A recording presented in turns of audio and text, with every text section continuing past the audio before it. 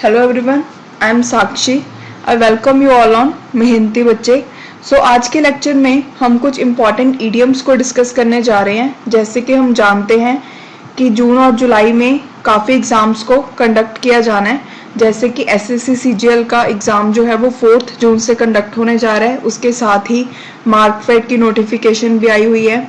उसका एग्ज़ाम जून के एंड में या फिर जुलाई में कंडक्ट होने के चांसेस हैं। ओके, सो वो सब स्टूडेंट्स जिन्होंने इन दोनों एग्जाम्स को फील किया हुआ है उनको बहुत ही फ़ायदा होगा इस वीडियो से, बिकॉज कुछ ऐसे इडियम्स हैं जो कि बार बार अलग अलग एग्जाम्स में रिपीट होते हैं और वो बहुत इंपॉर्टेंट होते हैं। उनको हम डिस्कस करते हैं आज के लेक्चर में। ओके, जो भी स्टूडेंट्स ने चैनल को सब्सक्राइब नहीं किया, सब्सक्राइब करें एंड बेल आइकन को क्लिक करें ताकि आने वाली वीडियोस की नोटिफिकेशन आपको टाइम टू टाइम मिलती रहे। स्टार्ट करते हैं आज का लेक्चर। सबसे पहला ईडियम है under a cloud. Under a cloud का मतलब होता है कि किसी पे शक होना। अगर हम सेंटेंस पढ़ें तो इसमें क्या है, the manager is not dismissed, manager को डिसमिस नहीं किया गया, but he is definitely under a cloud, but वो अब भी शक के घेरे में है। ओके, इसका आंसर क्या होगा, B. Okay, that is under suspicion. Okay, जब भी हमने बोलना हो कि किसी पे शक है तो हम उसको बोलते हैं under a cloud. Okay, next question है, who will believe your cock and bull story. Cock and bull story का मतलब क्या होता है, कोई ऐसी स्टोरी जो कि एक एक्सक्यूज की तरह बनाई गई हो। मतलब खुद जो स्टोरी जनरेट की हुई है उसमें बिल्कुल भी सच्चाई नहीं है, उसको बोलते हैं Kock and bull story. Okay, इसका अगर हम मीनिंग देखें तो इसमें से क्या आएगा, C, that is absurd story. Okay, अगर हम sit on the fence, sit on the fence जो ईडियम है इसका तब यूज करते हैं जब ये बोलना हो कि कोई पर्सन जो है वो कोई डिसीजन नहीं ले पा रहा, बहुत कंफ्यूज्ड है। ओके, अब जैसे यहाँ पे आपको एक कार्टून दिख रहा है, इसमें क्या है, वो फेंस के ऊपर बैठा हुआ है, उसको ये नहीं पता कि इधर वाली साइड कूदे या इधर वाली साइड कूदे, मीन्स वो कोई डिसीजन नहीं ले पा रहा। ओके, तो हम तब ये वाला जो ईडियम है उसको यूज करते हैं जब कोई बंदा कंफ्यूज हो, कोई डिसीजन ना ले पा रहा हो, तब बोलते हैं sit on the fence. Okay, sit on the fence का अगर हम मीनिंग देखें तो क्या है, 3, that is halting between 2 opinions. Okay, अगर हम इसमें सेंटेंस की बात करें तो आएगा, he tends to sit on the fence at meetings. Okay, वो बहुत मीटिंग्स में वो बहुत ज़्यादा कंफ्यूज्ड रहता है, कोई डिसीजन नहीं ले पाता। ओके, नेक्स्ट है, नेक्स्ट ईडियम है to have an axe to grind. अब इसका मतलब क्या होता है कि जब ये बताना हो कि कोई पर्सन कोई काम इसलिए कर रहा है क्योंकि उसका उसमें कोई सेल्फिश मोटिव है, उसका उसमें कोई पर्सनल गेन है। ओके, इसमें अगर हम मीनिंग लिखे तो to have private reasons for being involved in something. Okay, अगर हम सेंटेंस की बात करें तो इसमें आएगा, he had no eggs to grind and was only acting out of concern for their safety. Okay, मतलब क्या हुआ कि उसका कोई भी सेल्फिश पॉइंट नहीं है और वो एक्ट इसलिए कर रहा है ताकि क्योंकि उसको कंसर्न है उनकी सेफ्टी के लिए, मीन्स उसको चिंता है उसकी सेफ्टी की। ओके, इसमें अगर हम देखें ऑप्शंस में क्या आएगा, इसका मीनिंग आएगा 4th, that is to have a selfish end to serve. Okay, ये इंपॉर्टेंट ईडियम्स हैं, याद रखने हैं, डिफरेंट एग्जाम्स में रिपीट होते रहते हैं। नेक्स्ट है to roll out the red carpet. Red carpet को रोल डाउन करना मीन्स क्या होगा, इसमें क्या मतलब हुआ कि किसी को बहुत ज्यादा ग्रैंड वेलकम देना। ओके, आंसर आएगा 4th। ओके, अगर सेंटेंस की बात करें तो इसमें है, I did not expect to be given the red carpet treatment. Okay, कि मैं इसका मीनिंग क्या हुआ कि मुझे एक्सपेक्टेड नहीं है कि आप मेरा ग्रैंड वेलकम करो। ओके, सो नेक्स्ट है to pick holes. To pick holes का मतलब क्या है? किसी को क्रिटिसाइज करना, किसी के वीक पॉइंट्स को फाइंड करना। ओके, वीक पॉइंट्स को फाइंड करना और किसी को क्रिटिसाइज करना। ओके, सो अगर हम इसमें देखें तो क्या आएगा? इसका आंसर आएगा two, that is to criticise someone. So इसको हम याद रख सकते हैं इस इमेज की हेल्प से। यहाँ पे आपको दिख रहा है कि ये बॉस है और बॉस क्या कर रहा है? अपनी सेक्रेटरी को किसी काम के लिए क्रिटिसाइज कर रहा है कि तुमने ये नहीं ठीक किया, ये नहीं ठीक किया। ओके, सो अगर हम एग्जाम्पल की बात करें तो इसमें क्या आएगा? They pick holes in everything I suggest. कि जो भी चीज़ें मैं सुजेस्ट करती हूँ उसमें वो होल्स निकाल लेते हैं, मीन्स उसमें कुछ वीक पॉइंट्स निकाल लेते हैं या वो मुझे क्रिटिसाइज करते रहते हैं। ओके, नेक्स्ट है he is like a snake in the grass for our family. Snake in the grass, snake in the grass का मतलब क्या होता है? कोई ये जो इडियम है किसी ऐसे पर्सन के लिए यूज किया जाता है जो कि दिखाए कि वो आपका फ्रेंड है, बट एक्चुअल में he is not your friend, he is your enemy. Okay, वो एक ऐसा पर्सन होता है जिस पे आप ट्रस्ट नहीं कर सकते। ओके, सो इसका आंसर क्या आएगा? A stupid person, a close friend, a distant relative, a hidden rival. So इसका आंसर आएगा fourth, that is a hidden rival. So snake in the grass का मीन्स कोई ऐसा पर्सन जो दिखाए कि वो आपका फ्रेंड है बट एक्चुअल में वो आपका फ्रेंड नहीं है, वो आपका एनिमी है। ओके, सो इसमें अगर हम एग्जाम्पल की बात करें तो क्या आएगा? It's upsetting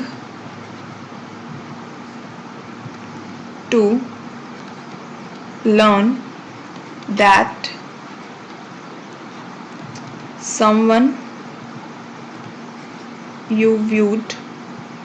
someone you once viewed as good colleague is in fact a snake in the grass.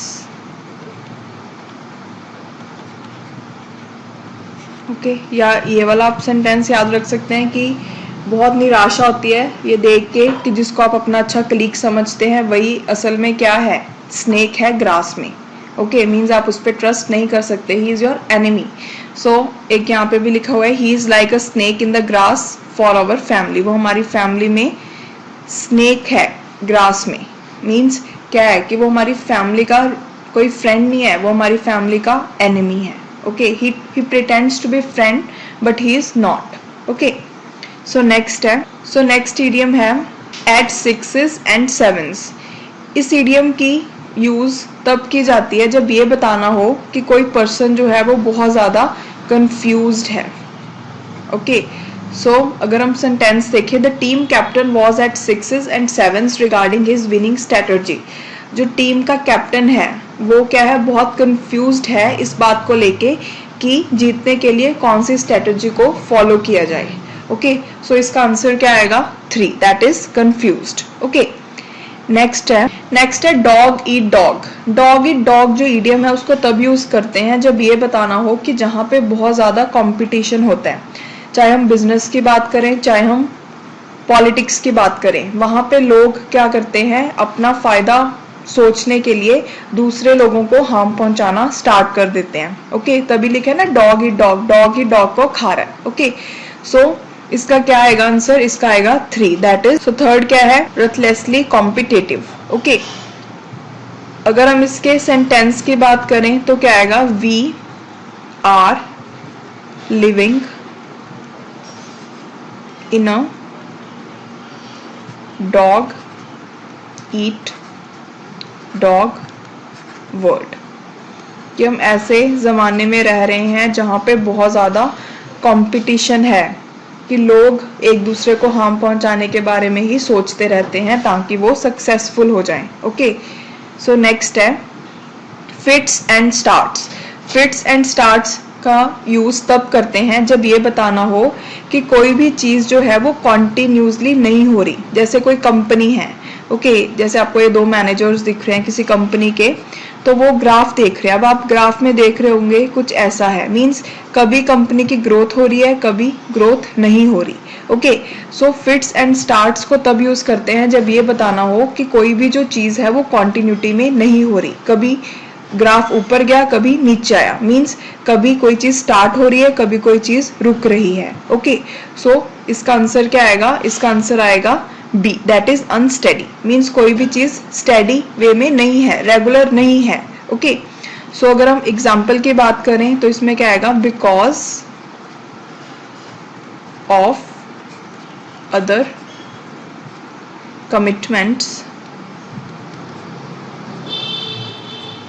I can only write my book in fits and starts। कि बहुत ज़्यादा कमिटमेंट्स होने की वजह से कि मैंने और भी काम करने हैं, ओके, जो मैं बुक है वो रेगुलरली नहीं लिख पा रहा हूँ। ओके, सो नेक्स्ट है gift of the gap. Gift of the gap जो इडियम है वो किसी ऐसे पर्सन के लिए यूज करते हैं जो बहुत ही अच्छा स्पीकर हो। ओके, मींस जिसके पास बहुत अच्छी एबिलिटी हो स्पीक करने के लिए। Okay, means he is a good orator. Okay, so इसका आंसर क्या आएगा? इसका आंसर आएगा ए, दैट इज एलिक्वेंट। इसका मतलब भी क्या होता है कि कोई एलिक्वेंट किसी ऐसे पर्सन को बोलते हैं जो बहुत ज्यादा अच्छा हो अपने आप को एक्सप्रेस करने में।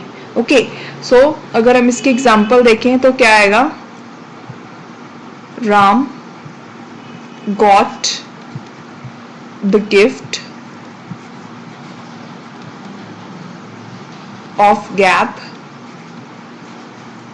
As he can sell anything. कि जो राम है उसके पास गिफ्ट ऑफ द गैप है, मींस वो बहुत अच्छा स्पीकर है, वो किसी को भी कोई भी चीज बेच सकता है। ओके, सो नेक्स्ट है the lawyer insisted on having the contract in black and white. जब भी idiom black and white, in black and white आ जाए, इसका मतलब क्या होता है कि किसी चीज को रिटर्न फॉर्म में देना या प्रिंट के फॉर्म में देना। ब्लैक एंड व्हाइट क्या होता है? यहाँ पे आपको दिख रहा है इमेज में भी, ये चीज ब्लैक एंड व्हाइट है, मीन्स व्हाइट पेपर के ऊपर ब्लैक में लिखा गया है। सो याद रखना, इन ब्लैक एंड व्हाइट का मतलब क्या होता है? In return, in writing, okay, और प्रिंट। ओके, सो इसमें आंसर क्या आएगा? Fourth, that is in writing. Okay, अगर हम इसमें एग्जाम्पल की बात करें तो यहाँ पे लिखा हुआ है the lawyer insisted on having the contract in black and white. कि जो लॉयर है वो उसने इंसिस्ट किया कि कॉन्ट्रैक्ट जो है वो रिटर्न फॉर्म में होना चाहिए। ओके, ऑरली नहीं। सो नेक्स्ट है pull a rabbit out of a hat. Pull a rabbit out of hat idiom का तब यूज करते हैं जब ये बताना हो कि किसी प्रॉब्लम का अचानक से सॉल्यूशन निकल आया। ओके, सो इसमें मैं लिख भी देती हूँ, इसका मीन्स होता है to suddenly produce something as a solution to a problem। ओके, कि अचानक से किसी प्रॉब्लम का सॉल्यूशन मिल जाना। ओके, सो इसका आंसर क्या आएगा? B, that is to do something unexpected, किसी चीज को अनएक्सपेक्टेड वे में करना। ओके, अगर हम इसमें एग्जाम्पल की बात करें तो क्या आएगी? Unless we can pull a rabbit out of the hat, our new venture will not really take off। कि जब तक हम रैबिट को पुल नहीं करेंगे हैट से, मींस कि जब तक हम कुछ इस प्रॉब्लम का सॉल्यूशन नहीं फाइंड करेंगे, कुछ अनएक्सपेक्टेड चीज नहीं करेंगे, तब तक जो हमारा न्यू वेंचर है वो टेक ऑफ नहीं करेगा। ओके, सो नेक्स्ट इडियम है turn a blind I. Turn a blind I idiom तब यूज करते हैं जब ये बताना हो कि किसी ने किसी चीज को इग्नोर कर दिया। ओके, मतलब ये होता है कि प्रिटेंड करना ऐसा कि मैंने तो इस चीज को देखा ही नहीं है, मीन्स आप इग्नोर कर रहे हो, देख के भी अनजान बन रहे हो। ओके, सो इग्नोर करना इसका मतलब होता है। सो इसमें क्या है, four, that is to ignore a situation, facts और रियलिटी। ओके, इसमें अगर हम एग्जाम्पल की बात करें तो क्या आएगी, द अथॉरिटीज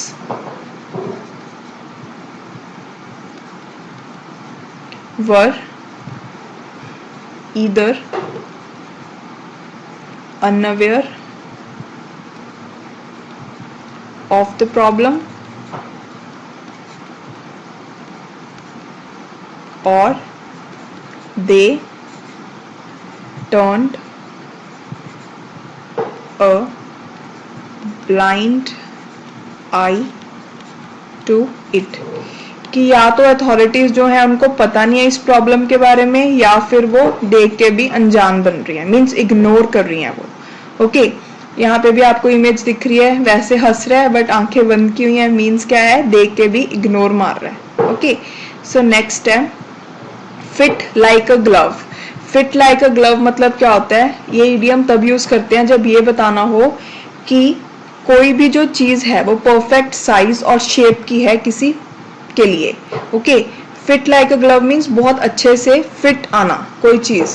ओके, मतलब पूरी परफेक्ट होनी है आपके लिए। सो इसमें आंसर क्या आएगा, इसका आंसर आएगा A, that is to fit snugly. Okay, अगर हम इसमें एग्जाम्पल की बात करें तो क्या आएगा, the dress fits me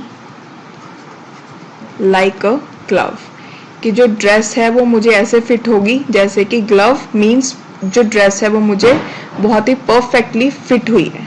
okay, सो आज के लेक्चर में कुछ इंपॉर्टेंट इडियम्स को हमने डिस्कस किए, आने वाले वीडियोस में कुछ और इडियम्स को डिस्कस करेंगे।